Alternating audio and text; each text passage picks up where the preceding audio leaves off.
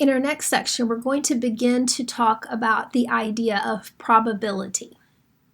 So we're going to start with the definition. So what is probability? In the most simplest terms, probability can be thought of as the chance of something happening. So you have probably done some probability problems in the past. These are problems like you roll a die, what is the probability that you roll a 4? Or you choose a card from a deck of cards, and what is the probability that you choose a queen? So it's those type of problems that we're going to be dealing with in this section. So the first thing that we need to think about is the fact that probability is based on what is called a sample space. A sample space is a list of all possible outcomes, and it's going to be written as a set. So we're going to begin by working just on the sample space, and then we'll eventually get to the probability. So let's take the example that we roll one die. And so let's make a list of all the possible outcomes. So we know that if we roll a die, just one die, that die could land on a 1, it could land on a 2, it could land on a 3, a 4, a 5, or a 6. And those are all the possibilities for what could happen if we roll one die. And so that's going to be our sample space for that experiment.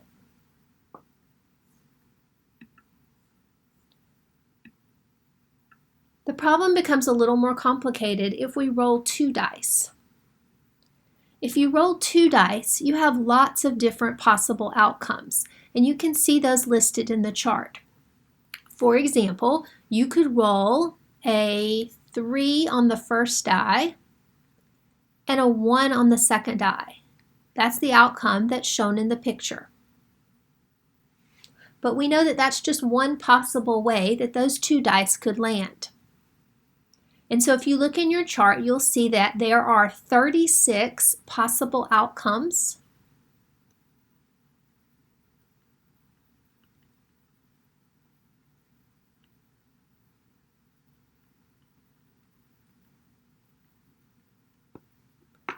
And they're all listed in the chart. Now, what I want to note to you is that if you had, for example, the outcome 3-1, you will also have the outcome 1-3, and those are counted as 2 separate outcomes. So rolling a 3 on the first die and rolling a 1 on the second die is different than rolling a 1 on the first die and a 3 on the second die. So keep that in mind as you're counting those 36 outcomes, that reversing the numbers produces a different outcome.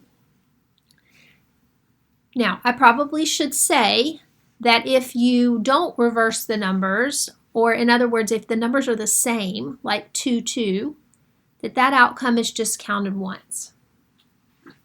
Now, if I needed to write out my sample space, I could. All right, but because of the size of the sample space, because there are 36 possible outcomes, I'm not going to list these out one by one, but please know that you have your chart here if you need it as you begin to work problems. All right, what if we toss a coin? So this one hopefully is fairly easy. If you toss a coin in the air, what does your sample space look like? What are the possible outcomes? We could toss heads, and I'm going to abbreviate that with an H, or the coin could land tails up. And those are the only 2 possible outcomes for tossing a coin. So we have our sample space, H and T. What if we toss the coin twice? And again, most of the time students can think through what this sample space is going to look like. So what could happen if you toss the coin twice? You could get heads the first time, and then you could get heads the second time. And that would be one possible outcome. You could get heads the first time and tails the second time. So that would be a second possible outcome. You could get tails the first time and heads the second time. That would be a third possible outcome.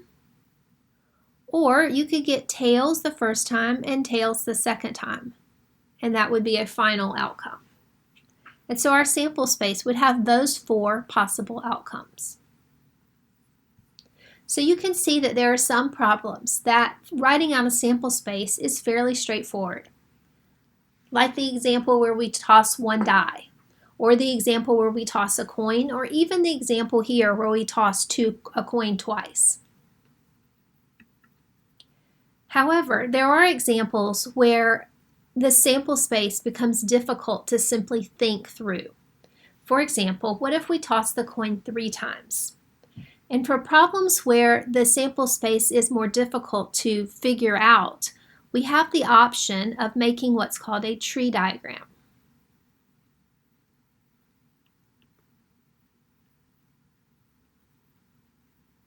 So a tree diagram gives us a systematic way to list out the outcomes so that we don't skip one by mistake.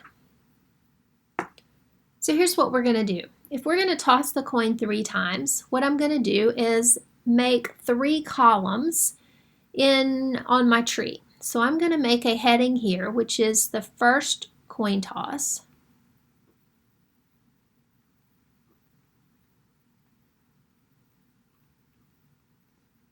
And then I'm going to move over to the right and I'm going to make another heading for the second coin toss number 2. And then I'm going to move over to the right and I'm going to make a third heading for coin toss number 3. And then down here on the left, I'm going to put what I'm going to refer to as sort of my starting point. Now, when I toss that coin the first time, when I throw the coin in the air the first time, I know that that coin can either land heads up or tails up. So under coin toss number 1, I'm listing out the different things that could happen for that first coin toss. The coin could land heads, the coin could land tails. Now we're going to look at each of those options one by one.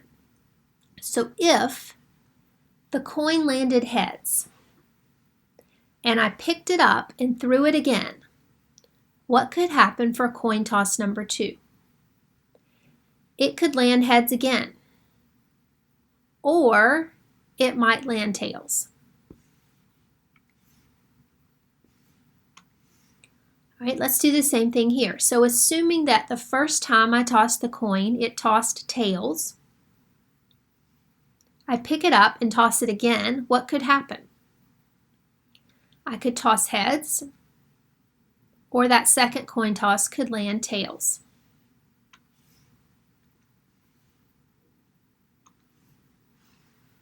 And we're going to branch off one more time for coin toss number 3. So assuming that coin toss number 1 landed heads, coin toss number 2 landed heads, I pick up the coin and toss it a third time, what could happen? I could get heads again,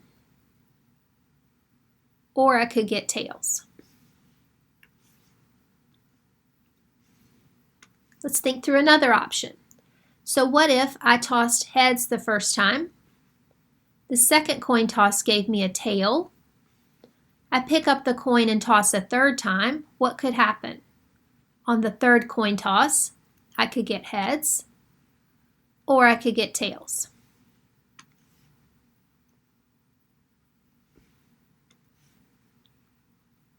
All right, so hopefully you're seeing the pattern here. Let's move to the third option. The third option would have been that I got tails the first time. When I tossed it the second time, I got heads. Then I pick up the coin and toss again. I could get heads, or I could get tails on the third toss.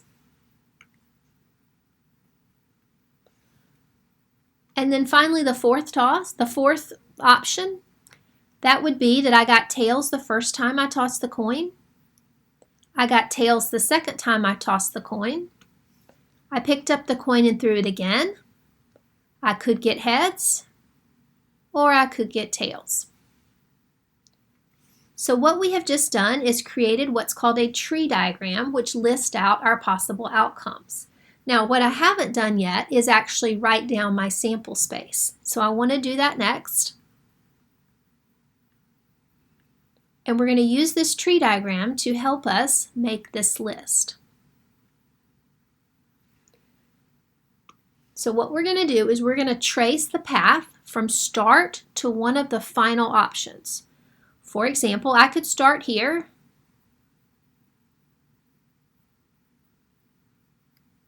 and I could go that way.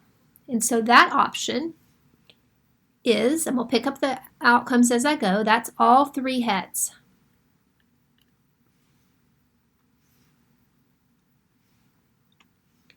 All right, another option is to come up through the head, do heads on the second toss, but now do tails on the third toss. So that's going to be head, head, tail.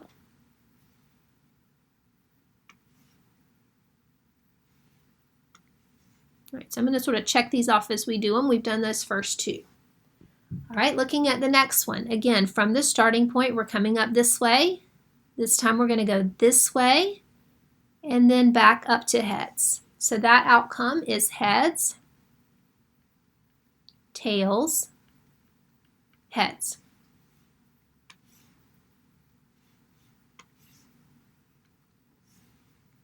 All right, and then our next one will go heads, tails, tails.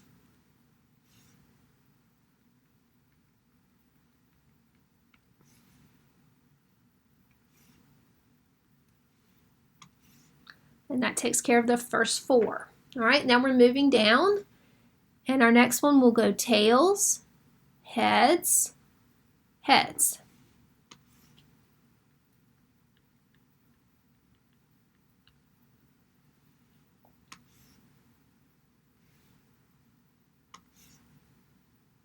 Takes care of that one. Then we have tails, heads, tails.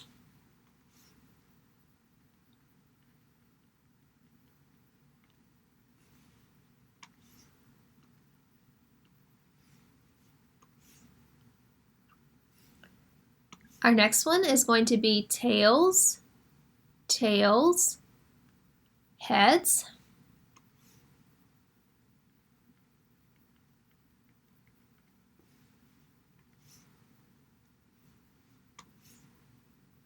And then finally our last one, tail, tail, tail.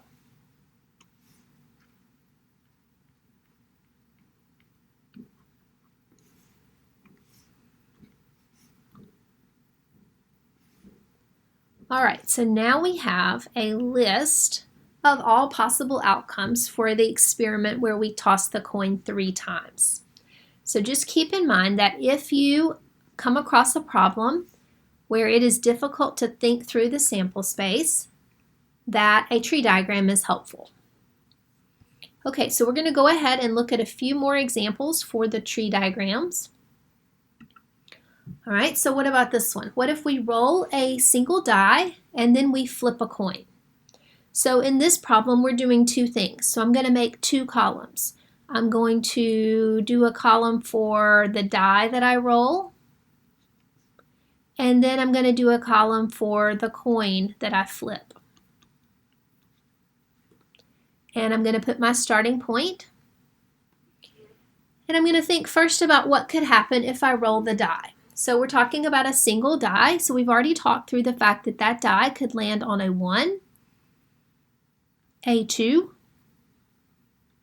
a 3, a 4, a 5, or a 6. Now again, we're going to look at each possibility. So we're going to say to ourselves, if I rolled the die and I rolled a 1, and then I picked up the coin and flipped it, what could happen? I could flip heads, or I could flip tails.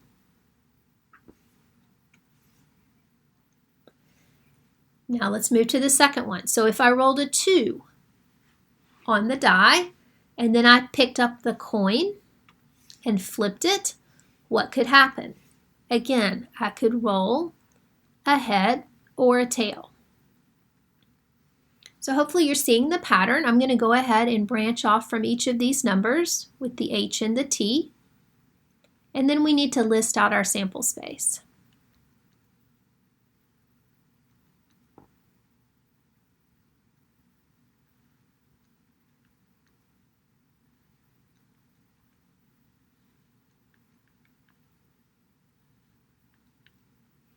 So now that we have our tree diagram, let's go ahead and make our list for our sample space.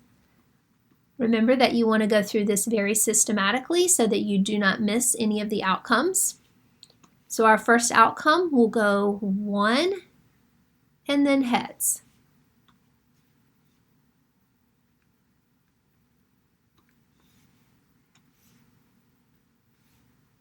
Our second outcome will go 1 and then tails.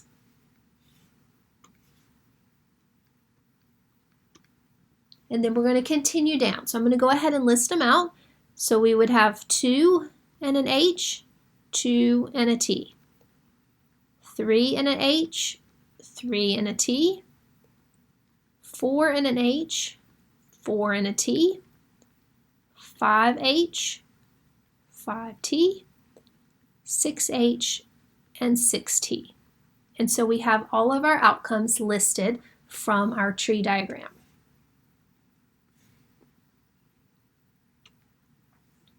All right, what about this one? An ice cream shop offers 3 flavors of ice cream: chocolate, strawberry, and vanilla, and 4 choices for the flavored coating that goes on the top: butterscotch, cherry, grape, or mint. Determine all outcomes for selecting a flavor of ice cream with the flavored coating. All right, so again, as we set up this tree diagram, we note that we have 2 choices to make. When we go to the ice cream store, we have to decide on the flavor of ice cream, and we have to decide on the topping. And let's do a starting point. Now I'm going to do some abbreviating here. For the flavors, I know that I can pick chocolate, I can pick strawberry, or I can pick vanilla.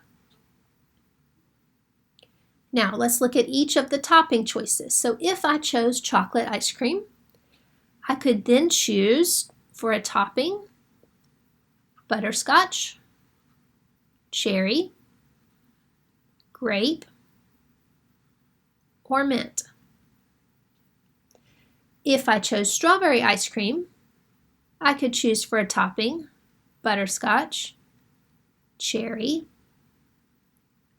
grape, and mint.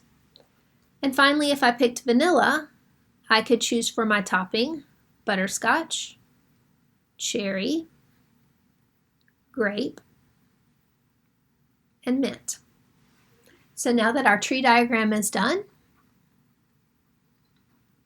let's list out our sample space.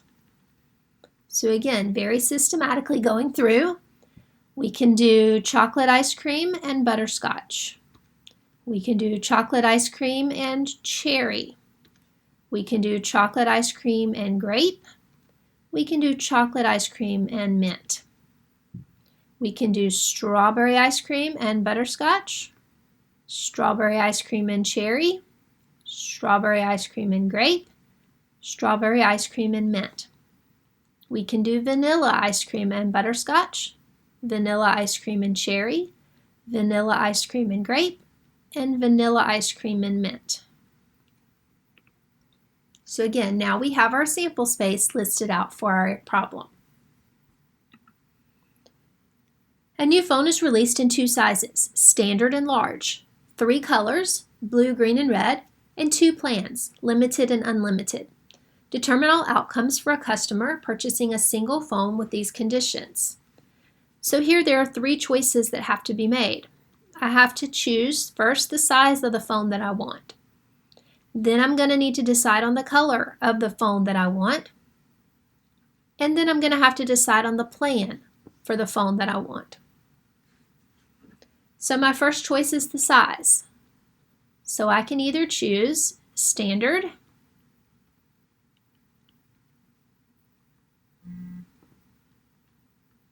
or large.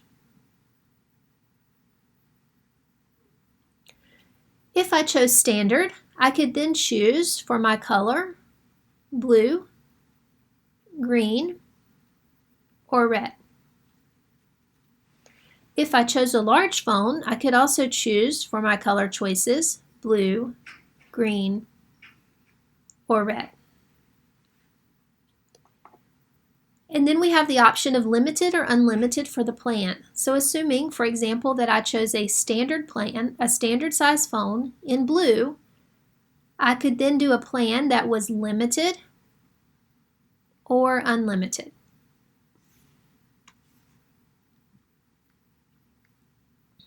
Likewise, if I chose a standard phone in green, I could then choose a limited or an unlimited plan. So again, hopefully you're seeing the pattern there. I'm going to go ahead and fill in the rest. So I could do limited or unlimited on the red. And then the same thing down here.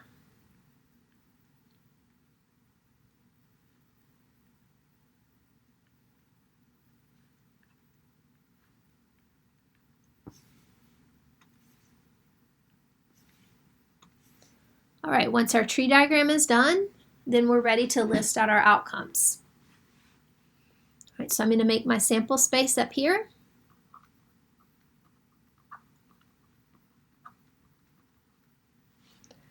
All right, so I'm going to abbreviate as much as I can here. So I can do a standard size phone in blue with a limited plan. All right, so that is going to be my first option, standard, blue, and limited. I could do standard, blue, and unlimited. I could do standard size, green, limited, standard size, green, unlimited. Standard size, red,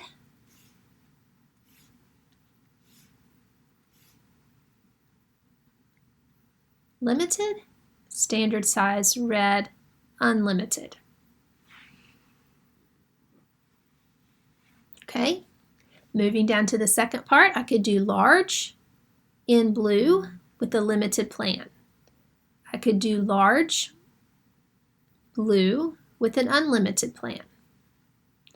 I could do large in green with a limited plan, large in green with an unlimited plan. I could do large red limited or large red unlimited. And so again, now we have our sample space to go with our example. All right, we're going to do one more before we close this presentation out. Patrick knows that his coworker Chuck has 3 children of different ages. Okay, so I'm going to go ahead, 3 children. I'm going to do child 1, child 2, and child 3.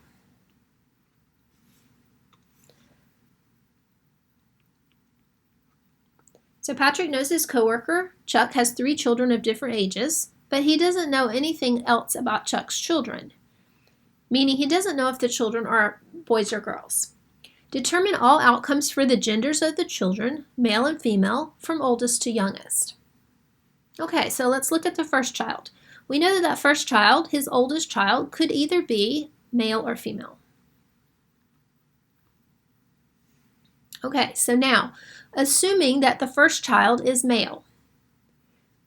So my oldest child is male. The second child could be another boy, or it could be a girl. Assuming that the oldest child is a female, the second child could be a male, or it could be a female.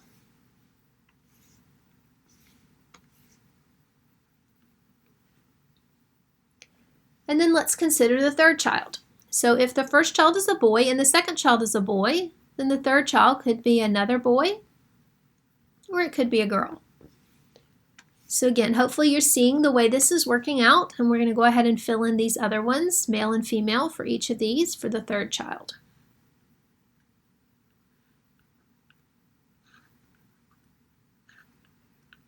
And then we'll use that to write out our sample space.